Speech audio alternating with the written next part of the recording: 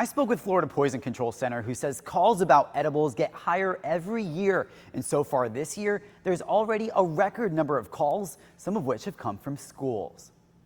We're already off on a record pace. Growing numbers for a growing product in the state of Florida. We saw the rise coming even before medical marijuana. And we've seen a rise in calls since then. Mike McCormick is with Florida Poison Control Center in Jacksonville, which oversees the Treasure Coast. How often do you deal with schools calling poison control?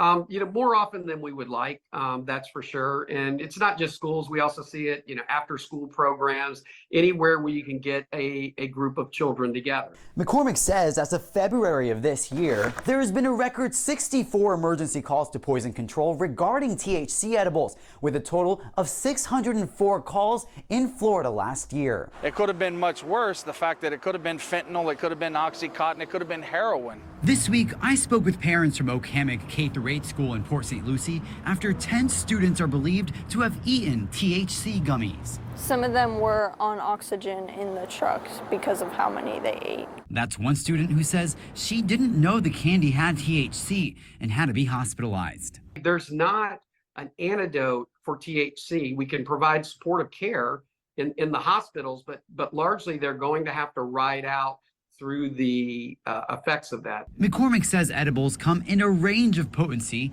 and that the increase in calls to poison control is in part a result of the availability of the product. Any sort of THC product needs to be treated like it's medicine. Joel Lopez, WPTV. It needs to be locked up so children can't get their hands on it. News Channel 5.